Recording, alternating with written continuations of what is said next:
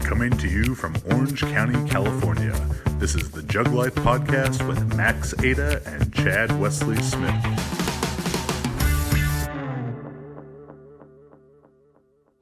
Hey everybody, what is up? Chad Wesley Smith here. Another episode of the Jug Life Podcast. I'm joined, as most of the time, by my co-host, the esteemed, miraculous Max Montana. How you doing, buddy? I'm doing pretty well.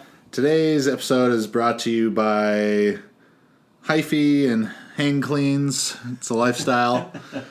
And my guest is Bub Rub at the Whistle Tips. Woo woo! If you get that reference, I mean, I always... You're at least 25 years old. Yeah, I mean, I've always pride myself on that. Our references aren't for everyone. Uh-huh. It's for the people who get them, that they will appreciate them that much more because they're so obscure. Oh, yeah. So if you know what's up with Bub Rub and the Whistle Tips, how it should be like. Comment below. Yeah. So today we're going to be talking about upper body training for weightlifting. I think it's the squats and pulls and the classic lifts.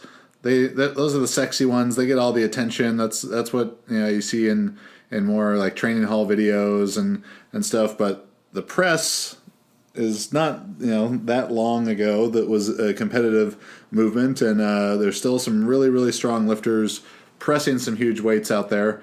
And so we're going to be talking about how the press, how the bench press, how back training, bodybuilding quote unquote training can be useful for weightlifters, and how Max implements it with the team Juggernaut weightlifters. So let's start off with maybe talking a little bit about the history of the press in weightlifting, when that got cut out, how training was affected when it was 3 lifts instead of just the 2. Yeah, I mean the most sort of basic of histories here is that there was a ton of different lifts back like at the turn of the century, 1900s. They then eliminated things, standardized rules, and eventually came up with 3 exercises. And in competition, the order was clean and press, snatch, clean and jerk. And for the most part, through the 40s and 50s, 60s, before they eliminated the press, you had a lot of people that were getting to the point where they could press or clean and press the same weights that they could clean and jerk. And so, in general, this is kind of something that would happen is you're going to train the first lift you do in competition first when you train. People probably snatch first in workouts. Nowadays, and people pressed first. So a huge amount of training volume was devoted to pressing, and that's why they had such great results. I mean, like the Ken Patera clean and pressed 505 pounds and then clean and jerked 500 pounds in the same meet. So, to give you a perspective on that. But later it was eliminated in the 1972, and kind of the main reason was that it was really difficult to judge it. The standards got really bad. People started leaning back way more until it turned into like this basically like seated or standing bench press. Something that was kind of interesting that was told to me by Jim Schmitz is that weightlifting belts are 4 inches around, right? And a weightlifting one is like 4 inches in the back and 2 inches in the front. And that big tapered like back piece came about because people would sew like pieces of tin into the belt so that they could lean back against it like almost like a bench, right? Mm-hmm. And so like it just became this thing where like everybody was doing more and more stuff, kind of getting worse and worse, sloppier with the lifting. Yeah, that sounds so uncomfortable. Yeah, can you imagine that? Pieces of tin digging into your back while you have 500 pounds overhead. Oh my God! But I mean, just brutal. People got worse and worse. It gets sloppier. I imagine too there was probably something to do with just condensing the meets. These meets would last 12 hours, like an SPF powerlifting meet. It'd be 13 hours. You can't have that. Yeah, you definitely don't want that. You don't want that. No one wants that. And so they cut it out. The biggest ramification for that was because they were training the press so much. Lifters changed. We all know them now as being more athletic, being much more speed and explosiveness oriented, more of the power athlete than they were this kind of like slower, strength athlete like they were during the pressing era. So the biggest changes were just a matter of like people dropped it, they spent more time on the quick lifts, and things progressed from there.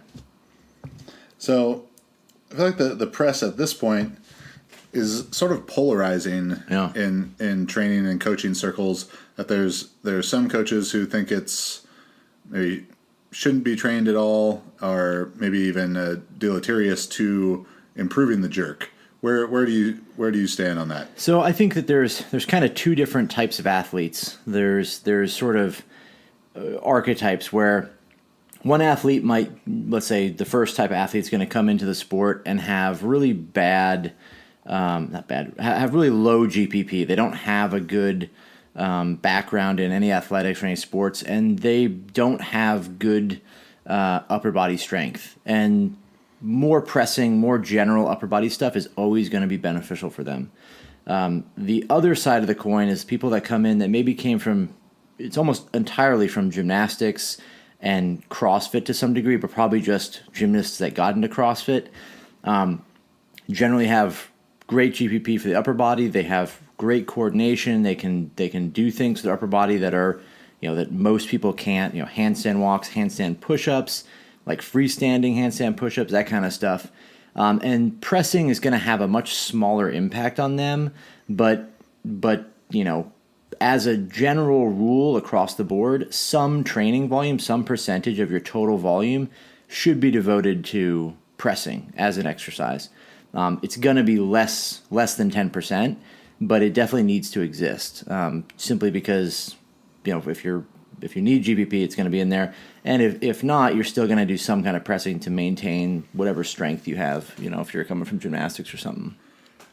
So, do you think that the press can be detrimental to like technique or timing in the jerk? For a long time I kind of thought that was the case, and I think that was because there was this big push, when I was coming up in lifting, where everything was like specialization is the most important factor. And I kind of thought, too much pressing is that's stupid, and they stopped doing that. But from a completely like anecdotal thing, I mean, all the CrossFitters that came into weightlifting just started crushing the lifters that were there, and they were way better at jerking. Like, it was the most prominent thing, is a lot of them could jerk well. And is it the gymnastics thing in CrossFit, or is it just the CrossFit aspect, or is it a combo of both? So I asked Alex about this today because she kind of is in the same boat. Not Alyssa is a more extreme example of it, but I think it's kind of two sides, that they're relatively better in the jerk because of handstand push-ups and pressing and handstand walks and general upper body training, and also relatively worse in the squat. Mm-hmm. So those two combine to magnify to look like, wow, this person is so strong in the jerk relative to their clean, but maybe it's that the clean is a little bit weaker. Where do you think? I would say that's, because there's like so many different factors there. It's like, how do you pinpoint it as being just this one? But I will say the thing that kind of, that resonates with me is that they're not way worse at it. Mm. And so it's like, if it really was that potentially bad for the jerk and for any of their upper body stuff, then I would say, then it's like, if we're seeing everybody coming from CrossFit and gymnastics as being really bad at the jerk, then for sure, I would say universally it's not good.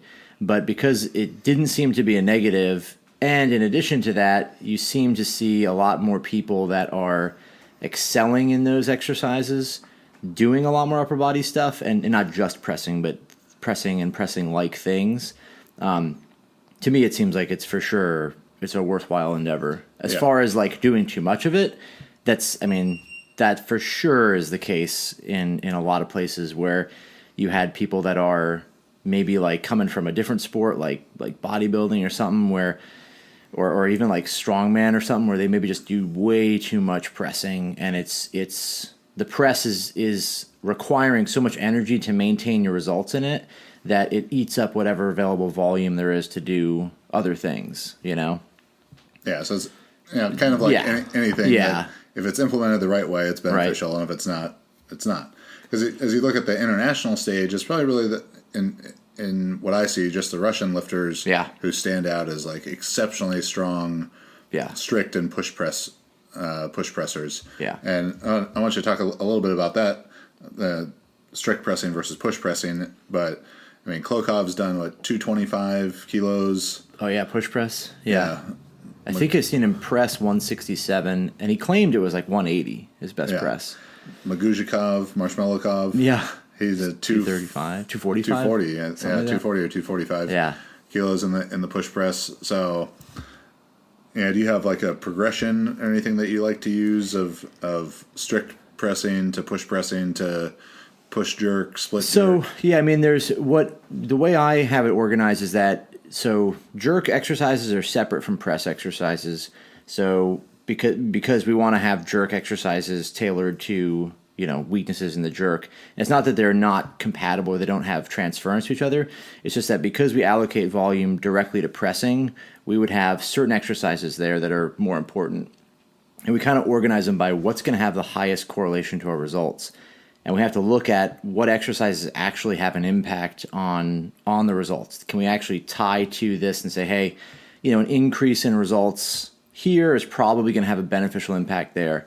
The biggest ones from the literature are seated press, push presses, and that's basically it.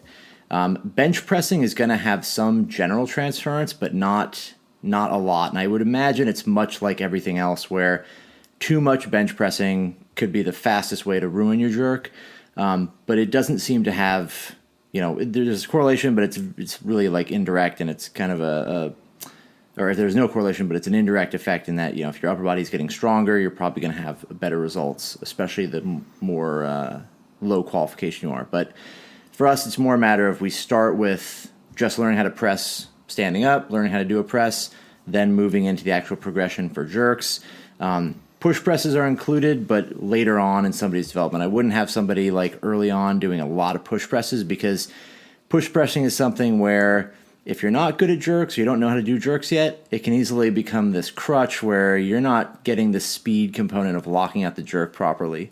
And then again, same with pressing. Too much pressing early on is going to make you think that it's an arm exercise where you're trying to lock out with your arms real slow. So when you say early on, define that a little bit. So for somebody who's just learning to lift, who's just, like maybe their first year or so of their career, first year or two, if their technique is not solidified yet, that would be like early. For kids, it's a little bit different because you're probably going to do a lot of stuff that's more general, but you have a longer time to work with them.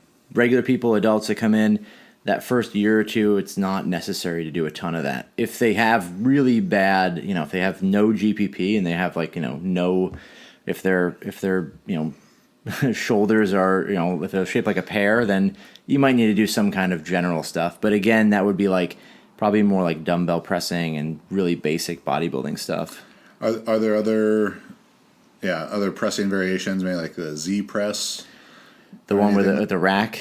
Z press is like a seated. Oh yeah, seated. Yeah, seated on the ground. Yeah, I've never had anyone do that, but I actually think that's a great exercise. Every time I've seen it, I'm always thinking, oh man, that's I should have people do that. I think that was one of the ones that Tim Swords mentioned as one of their developmental exercises. I could see that being really beneficial. The seated press is better too because it forces you to be technically better, right? You can't lean back, you can't do any of those things that would make the press turn into something that's not beneficial. So I like anything that does that. The Z press sounds cool because you can kind of sit in a straddle position, which I think makes the balance even harder. Whereas if you're just sitting on a bench or in a chair or something, you can still get kind of funky in the position. Yeah, I think Z press definitely put a lot more demand on people's midline stability and a little bit of mobility, which is going to be useful for the weightlifter. And even from a powerlifting standpoint, I like the seated press more. Because the standing press variations also put so much fatigue on the low back, especially as someone gets really strong. Right. And you need that low back for squatting and deadlifting. Yeah. And in addition to that, too, you got to imagine, the coach's perspective, managing a group of people or managing, a gym. How much harder is it to get, when people start doing presses and they're standing up, they're going to start leaning back, they're going to start doing this. So how much harder is it for you to manage the expectations or manage those people doing the movements And then anyone who's done weightlifting is going to have the instinct to like dip with their legs a little bit to get some speed on the bar. So the seated press just kind of cleans all that up right away, right? And a Z press is probably even more extreme version of that. So I found... If you guys haven't heard about Roan, you're really missing out. Roan is a men's performance lifestyle and premium activewear brand that is engineered for unparalleled quality and comfort. They're an absolute necessity for guys on the go. Doesn't matter if you're training in the gym, jumping on international flights, they're a new go-to men's clothing brand. My favorites are the Swift tanks. Love to train in those. Also the Sequoia quarter zip. I can wear that out to dinner. I can wear it to the gym. They make something for everyone, for the modern man, regardless of occasion.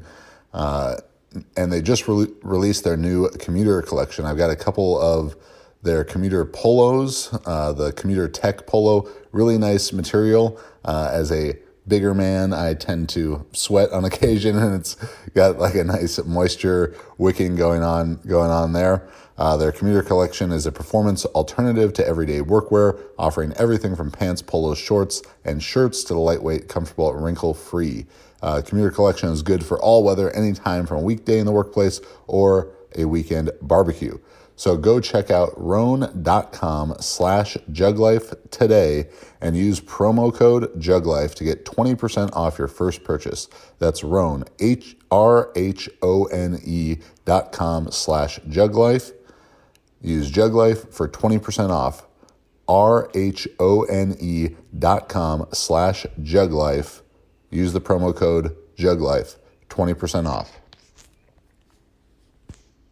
So I found when I was doing strongman that I could do like push jerks up to a certain weight, and then when it got heavier, this is sort of like, non-intuitive. Yeah. As it got heavier, I would start push pressing instead of push jerking. Yeah.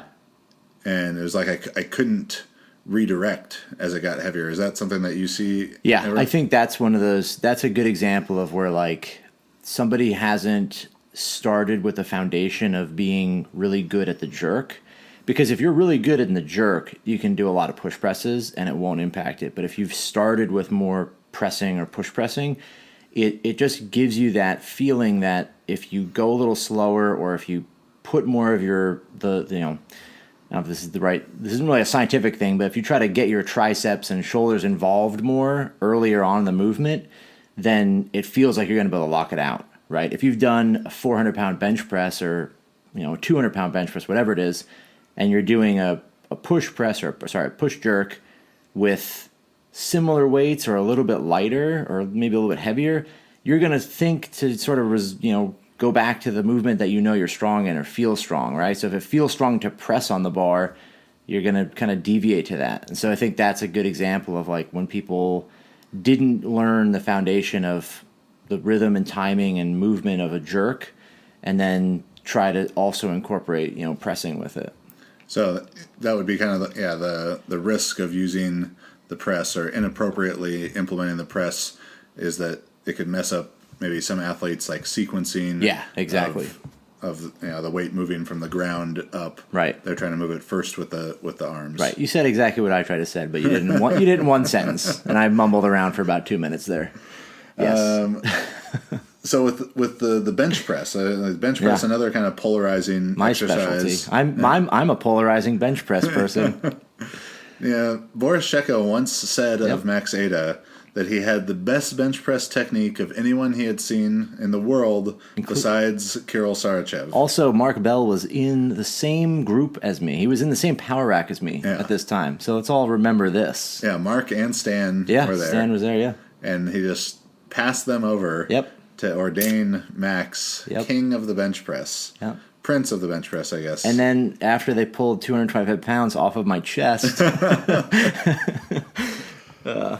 So, what do you think the utility of the bench press is for training weightlifters? So with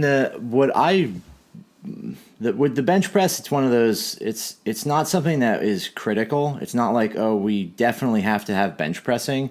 I think the two times that bench pressing make a big impact are one with female lifters, and in general, female lifters that are really weak overhead. They have really low upper body strength. It's a great tool to give them, a myriad of different things. One is developing some upper body mass, developing some general strength, also giving them a little bit of confidence. I think as they become stronger in the upper bodies, it becomes a little bit more, the confidence helps, I think, with the jerks. Outside of that, the only other time would be like in real general phases or like transition phases where it's like, we're going to do a bunch of stuff that's more different just to give you a break and to kind of take this time to get away from that. Some people get kind of beat up in the shoulders if they don't have great shoulders or great mechanics for the upper body or for the overhead lifts. So during those transition phases, bench press is a good way to keep some stimulus on those muscles without, tearing your shoulder up a lot more. But in general, bench pressing would not occupy a huge amount of training, right? It's just not worth it. To your point about the female lifters, I've been around USA weightlifting now, I guess, for about 5 or 6 years. And anecdotally, I definitely would observe that the career weightlifters, both on the men's and women's side, so people who have essentially done weightlifting as their only or primary sport since their youth weightlifting time. And of course, there are going to be exceptions to this, so you don't need to comment all the exceptions. but that they seem to be less muscular, and particularly less muscular in the upper body compared to the athletes coming over from the other sports. And Wes Kitts is the only person who comes to mind on the men's side who's at like a really high level, with a relatively short weightlifting career. But on the women's side, you have a much more kind of even distribution of career weightlifters versus sort of late transitions from CrossFit or another college sport or something. And those CrossFit and other college sport athletes, much more muscular upper bodies, and I think it's something that it can only, when implemented correctly, only be beneficial. If you line everyone up and the only information you gave me is how much they could strict press, and you said pick someone to make the best at the jerk out of all these people, I'm going to pick the person who can strict press the most. Like that's the best foundation. For sure. If Klokov can push press 225 kilos and some other guy can do 150 kilos, and you say, who do you think has a better chance to jerk 230? Well, fucking of course the guy who push presses 225. It's one of those things too. I think it's a funny thing because it's kind of like all the other accessory movements, right? Outside of like snatch and clean and jerk variations, you could have somebody who has a huge deadlift and can't pull very well. That's sure, that happens. You could have someone with a giant squat and they could be a mediocre lifter. You could have someone who has a really strong press and they could be bad at the jerk. It's all possible. Or you could have the opposite. Somebody who's a phenomenal jerker and who can barely press, Caleb Ward is a good example. He jerked 210 as a super when he was a junior, and I watched him not even able to press maybe 80 kilos. Barely could get off his chest.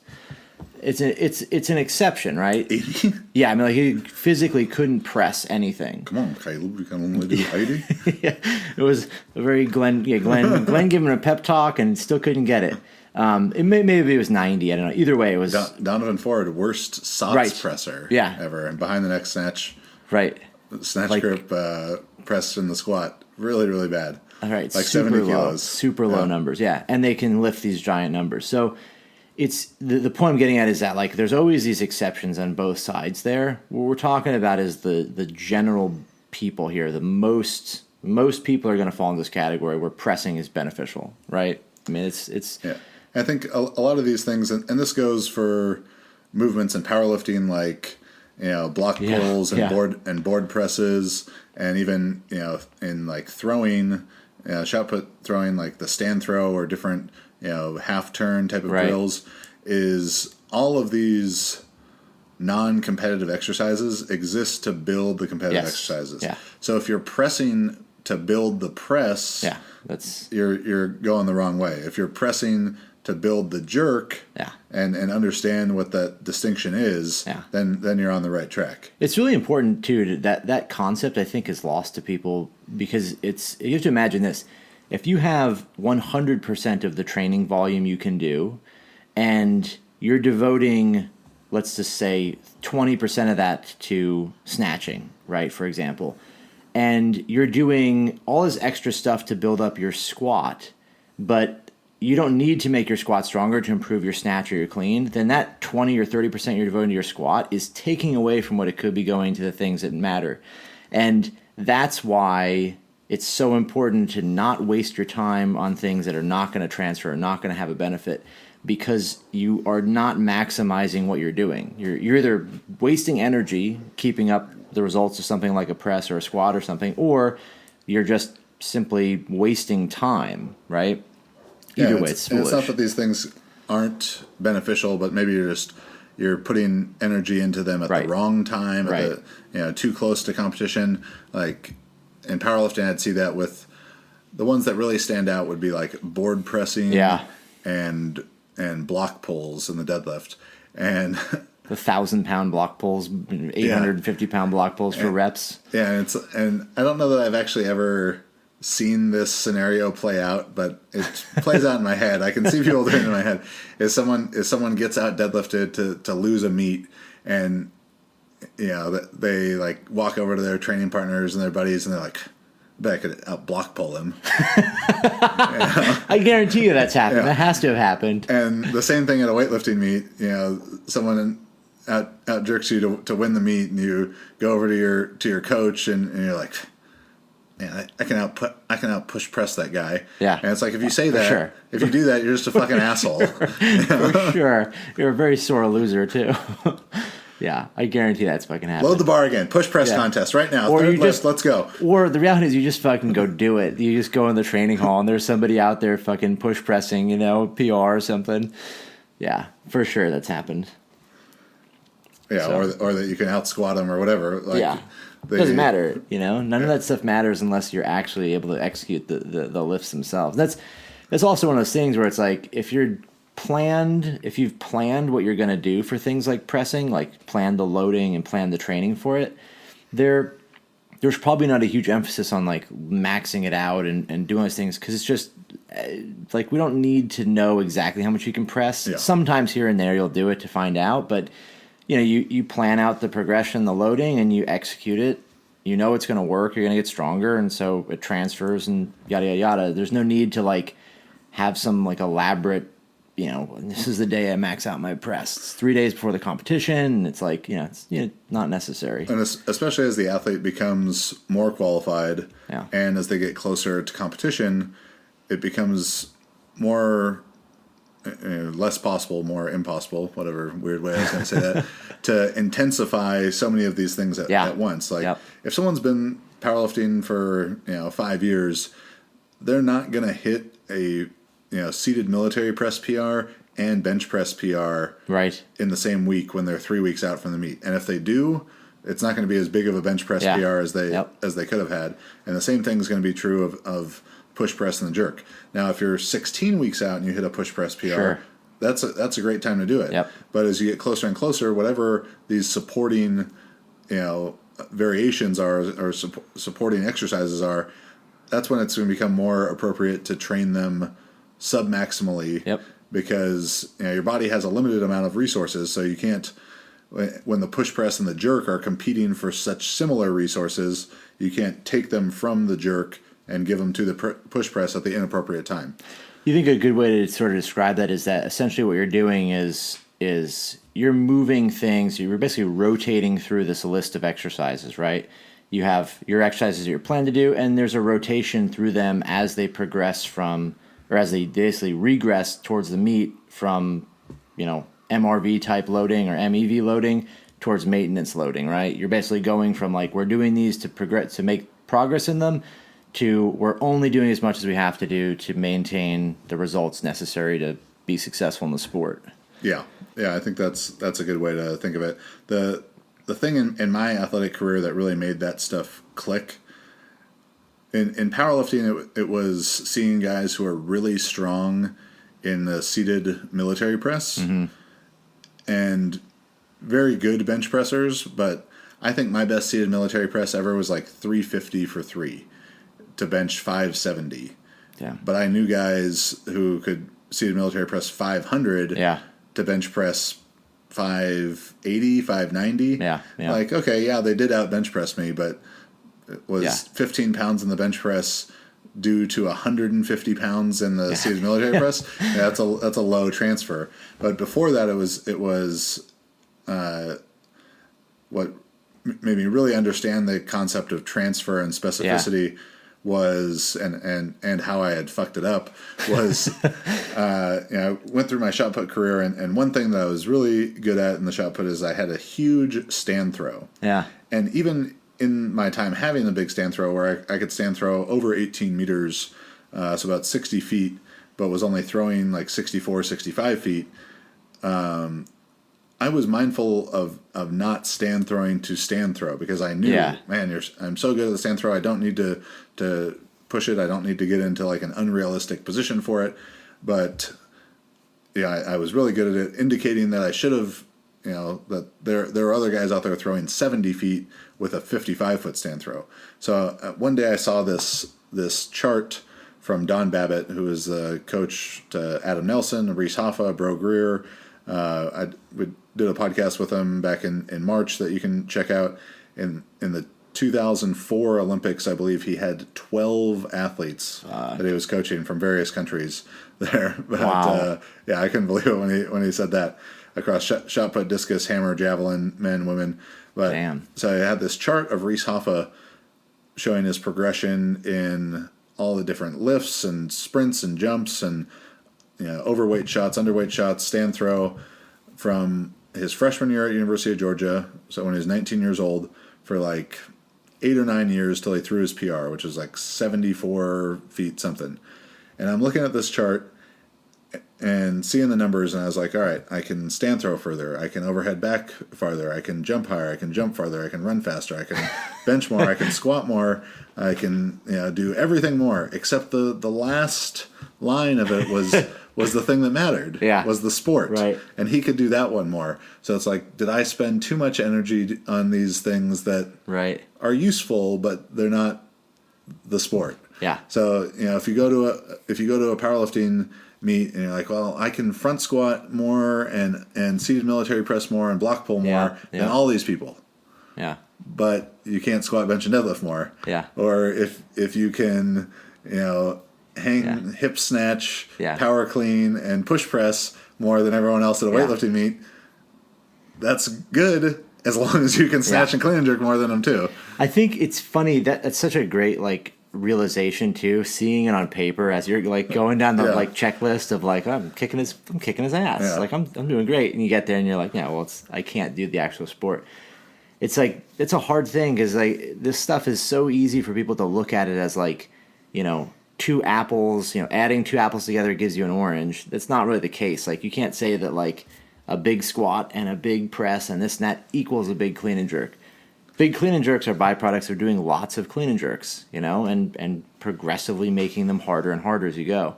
In addition to that, to support that, you have to do other things that satisfy the criteria that's necessary to have strong enough muscles and produce enough power to do a big clean and jerk. And I'm sure, that you can relate to this if this wasn't something that happened to you specifically. But for me, throwing, I was good at lifting. This is something that happens to a ton of throwers. They're really good at lifting, and lifting gives them a big result early in their career, so they chase lifts for more results, and they become better lifters than they are throwers. And whatever it is that someone's specialty, kind of, everyone loves to train the shit that they're good at. Oh, for sure. So they want to hang their hat on that and think that that's what's going to make them good. I mean, did you? Oh, I squat. I just did squats for years. Yeah.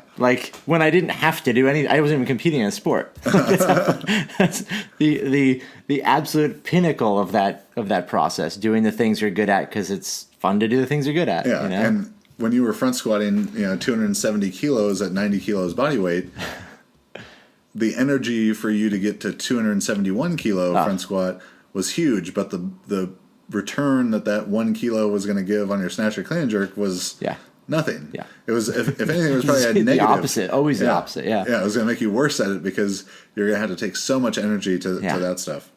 So the last piece of upper body training to wrap up on is going to be like training for the back, the upper back. Yeah. So certainly the lifts themselves give a ton of stimulus to the upper back, but I think, I mean, outside of all the pulling stuff, and we can basically break the back training into like vertical pulling and horizontal pulling. There's some other things you might do, but like the majority of that stuff is like, we're already doing a ton of vertical pulling with snatches and cleans and pulls and all that stuff. I really do like to have people do basic back training stuff to facilitate, the strength of their upper back, their lats. You use your lats a ton in weightlifting.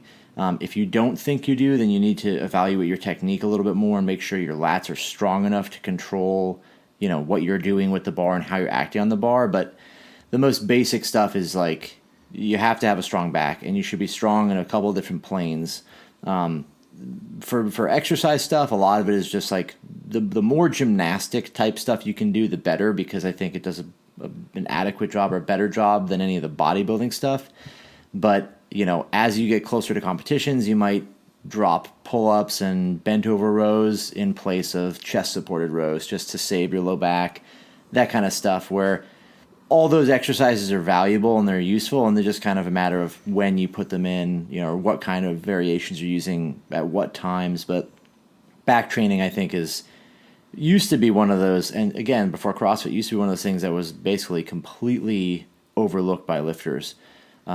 Just like you're talking about the upper body, with career lifters, people that just started weightlifting, you see the same with the back, right? They don't do as much general stuff for the back. They don't do any kind of heavy rowing. Generally, they're not doing as many pull-ups as like CrossFitters would. I think one thing that's kind of funny is if you look at lifters from the back, you could look at a lot of lifters and see their legs and say, okay, like these guys are strong, but you couldn't pick the winner out of a lineup based on the size of their legs. You'd probably be pretty accurate to look at the lineup and see their backs and have a pretty good chance of guessing who's going to win. Is that because backs are to lifters as biceps are to bodybuilders? Well, yeah. It says, of course. The old Randy Strawson, he was like lifestyle creator guy, lifestyle brand from back in the day, basically. I don't think he capitalized quite the same way though. Yeah, I mean, it's just you have to. I mean, you see all those girls on the team all have really strong backs. I mean, Alex is a great example. Alyssa, Janice, they just have like muscular backs, and the winners too. You see all these people at the top, like even the Bulgarians. When I remember training with the Bulgarians, I remember Martin had huge fucking lats, and I always thought like because he's skinny arms, skinny arms, but like, man, he had fucking giant lats, and a lot of it's just from all the back stuff they did. They pulled and they he used his muscles correctly, and so they got strong. So yeah.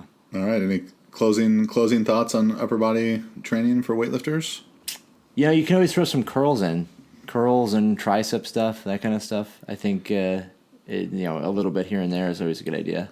I'd say for any 89 kilo men out there, in the chance that you are next to James Townsend during the athlete introductions, you may want to put in a lot of extra bodybuilding work. The irony of James Townsend is that, according to him, he does no supplementary arm exercises.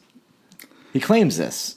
Yeah, I believe him. I wouldn't doubt it. I mean, When Pomp was at the Olympic Training Center, he was not like allowed to do any extra because he's so jacked. Yeah, you get too tight from doing when you're a dip.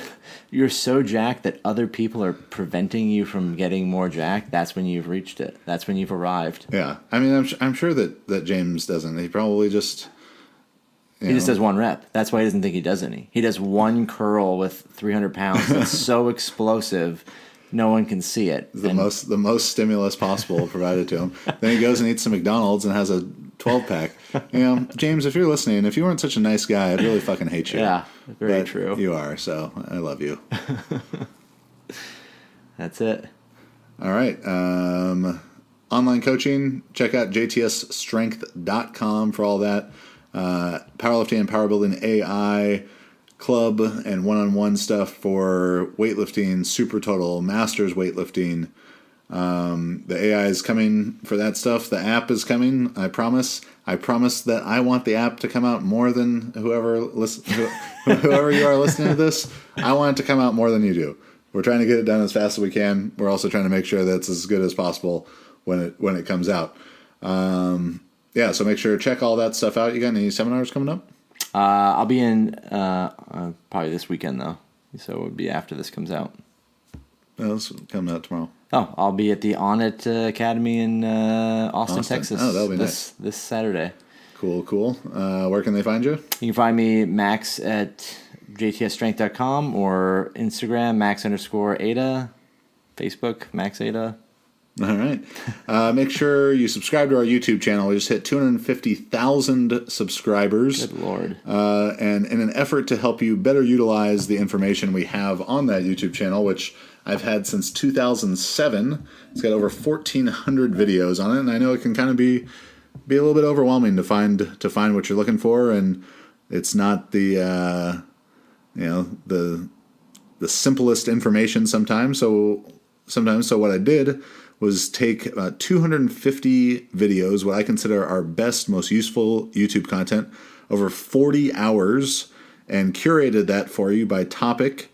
So you can go in and just click on the table of contents on the squat and see all of our best content about squat technique or squat mobility or programming considerations specific for the squat. So we have that for powerlifting, weightlifting, super total, nutrition, mobility, recovery, muscle building, strength, history, and culture, and the best of the jug life. You can download that ebook for free at jtsstrength.com. Check out the YouTube video that says, we hit 250,000 subscribers, and it'll have a link for you in there. Follow the podcast. You can find it at iTunes, Spotify, Stitcher, iHeartRadio, all those good places. Leave us a 5-star review. Write us something funny or nice. Help more people find the show. We're really trying to do a better job of being more consistent. Apologies on that. But if you're new to the show, go back and check out the old ones. Even if you've been listening the whole time, go back and check out the old ones because you're going to learn something new in all of those. I'm Chad Wesley Smith, at Chad Wesley Smith, and at Juggernaut Training on Facebook and Instagram. Thanks for listening. We'll talk to you next week.